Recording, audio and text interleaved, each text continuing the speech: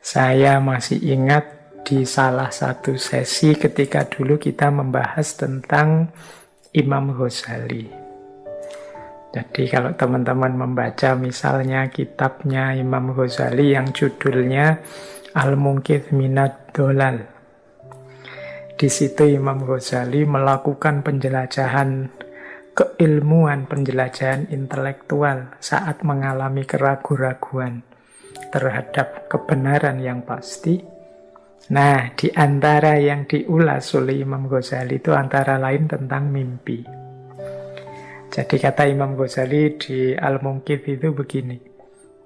Kita ini menganggap bahwa akal pikiran kita itu kebenarannya pasti dan bisa dipertanggungjawabkan. Ini melebihi kebenaran yang kita peroleh dari panca indera. Jadi beliau kan meranking ilmu-ilmu itu yang diperoleh dari panca indera, yang diperoleh dari akal, dan nanti ilmu yang diperoleh dari pengalaman religius. Nah, menurut penjelajahannya Imam Ghazali, manusia itu cenderung sangat percaya pada kebenaran-kebenaran yang diperoleh lewat akal melebihi kebenaran yang diperoleh lewat panca indera.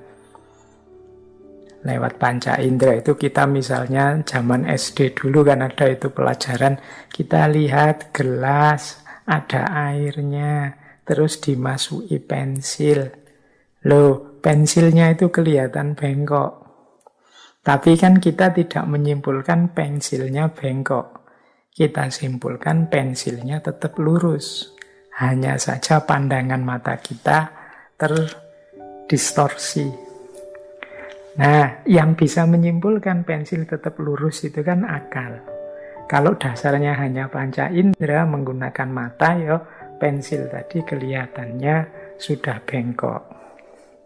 Dari sini terus disimpulkan bahwa kalau begitu akal itu lebih kuat untuk menemukan kebenaran.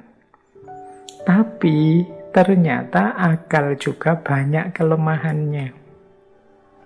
Antara lain dalam hal mimpi ini. Jadi ini uraian di kitab itu ya tentang mimpi. Jadi kita itu saat mimpi itu kan akal kita juga bekerja. Kita memahami, kita mencerna hal-hal yang kita temui dalam mimpi. Saat itu kita yakin bahwa kita ini benar. Saat mimpi itu yang saya lihat itu sebagaimana saya alami.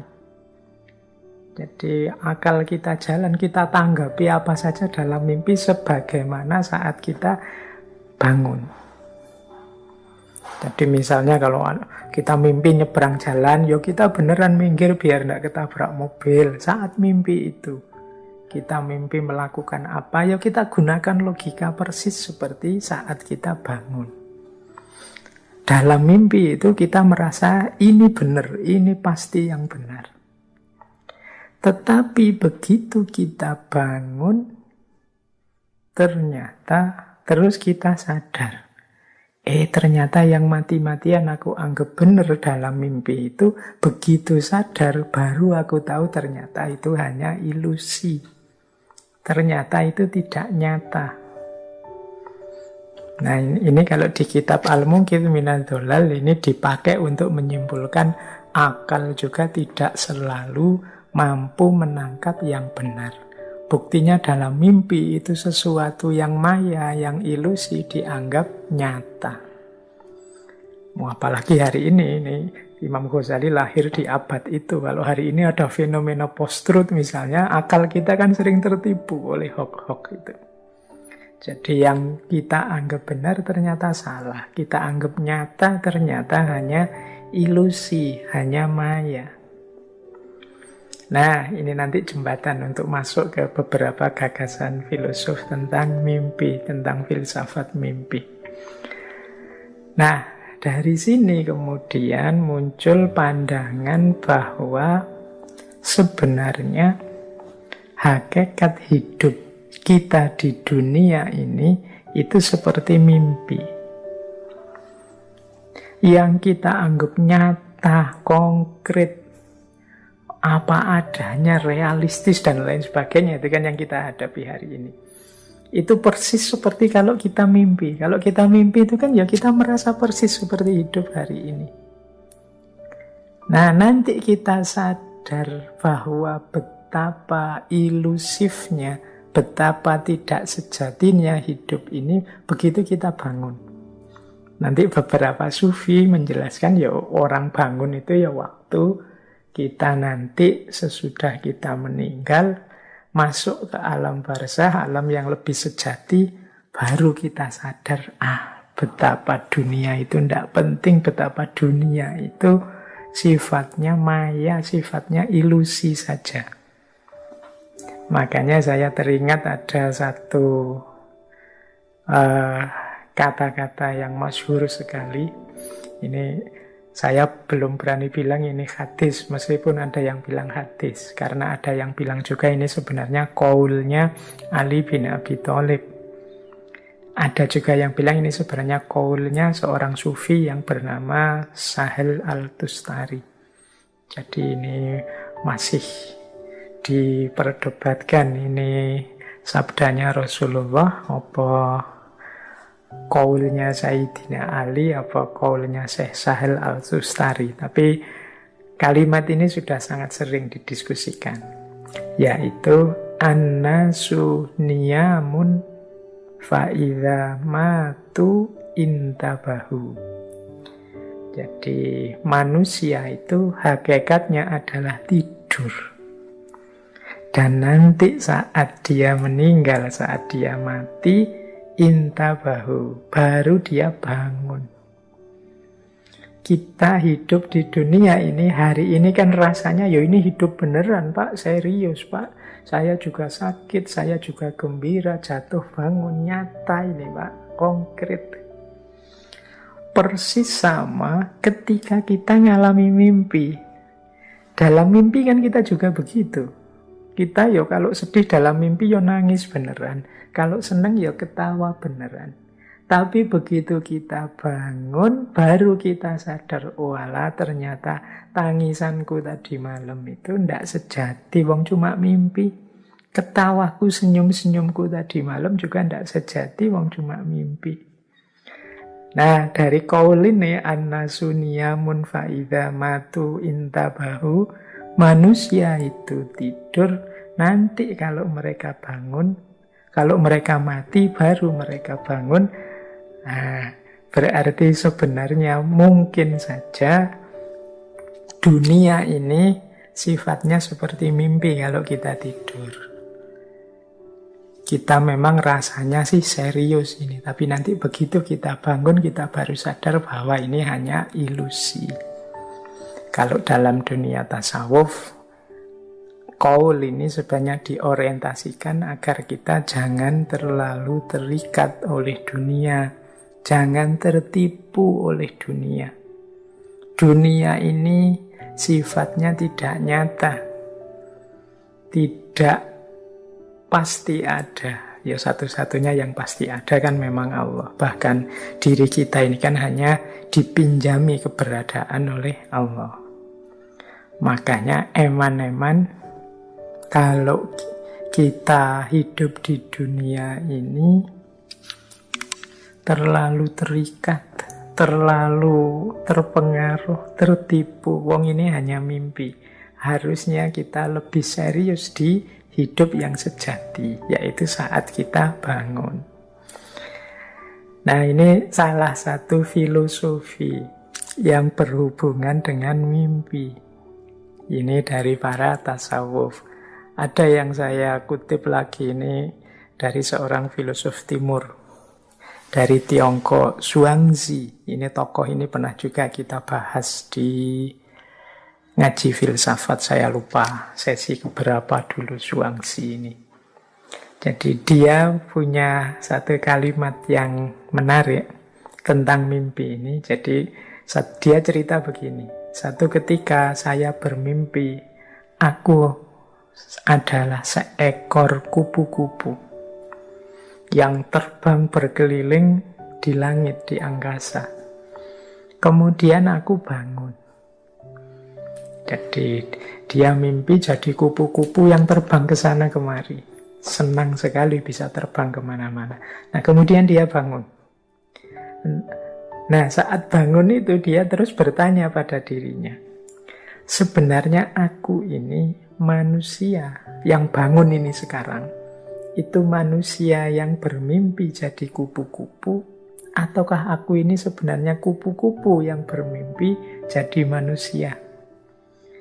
Tadi kan waktu mimpi jadi kupu-kupu kan tiba-tiba saja terus jadi kupu-kupu, kemudian terbang ke sana kemari. Dengan seolah-olah mimpinya ya kupu-kupu itu. Tapi kemudian bangun dengan kesadaran sebagai manusia. Nah, ini yang lebih mimpi yang mana? Nah, itu pertanyaannya. Logikanya sama dengan para sufi tadi. Hidup sekarang di dunia ini dengan hidup nanti, itu mana yang lebih sejati? Wong dua-duanya ketika kita mengalami, kita meresponnya sama seriusnya. Nah, maka di quotes-nya Zhuangzi itu dia bertanya, ini aku yang mimpi jadi kupu-kupu atau kupu-kupu yang mimpi jadi aku? Loh, meskipun aku mimpi jadi kupu-kupu atau kupu-kupu yang mimpi jadi aku, itu kan rasanya sama.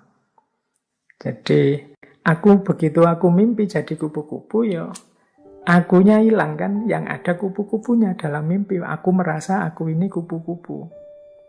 Sebaliknya juga begitu, kupu-kupu yang mimpi jadi aku, jadi manusia, itu kupu-kupunya hilang. Wong sekarang mimpi jadi manusia, dia merasa dirinya yang sejati manusia. Nah, makanya bagian tertentu dalam pemikiran filsafat tentang mimpi itu ada yang bilang mimpi itu hakikatnya hidup ini. Jadi hidup ini seperti mimpi. Karakternya, kita memang merasa ini beneran, ini sejati. Tapi apa ya? Jangan-jangan kita ini sedang tidur mimpi. Jangan-jangan saya ini sedang tidur memberi kajian, teman-teman sedang tidur mimpi mendengarkan kajian. An-nasu niyamun fa'idha matu intabahu. Manusia itu tertidur. Baru nanti kalau mereka bangun, mereka mati, mereka terbangun, sadar di titik mana hidup yang sejati. Nah, ini boleh kapan-kapan kita perdalam lagi tentang karakter ilusifnya hidup ini. Beberapa tradisi timur itu banyak yang punya pandangan hidup ini tidak nyata, hidup ini isinya kekosongan saja. Tidak ada yang sejati. Oke, menarik kalau teman-teman tarik lagi. Itu kita mungkin masih ingat ya teman-teman, dulu kita pernah belajar tentang bapaknya filsafat modern, René Descartes. Beliau ini juga punya pandangan tertentu tentang filsafat mimpi. Kapan-kapan kita bahas. Tapi kalau René Descartes ini disebut bapaknya filsafat modern, sebenarnya filsafat modern itu berarti berhutang pada mimpi. Karena René Descartes ini bertekad untuk jadi filosof, bertekad untuk serius mencari ilmu dengan jargon yang populer sekali, aku berpikir maka aku ada, itu setelah mimpi. Jadi René Descartes itu, beliau ini sebenarnya kan memang dikenal sebagai orang pintar, memang cuma suka tidur.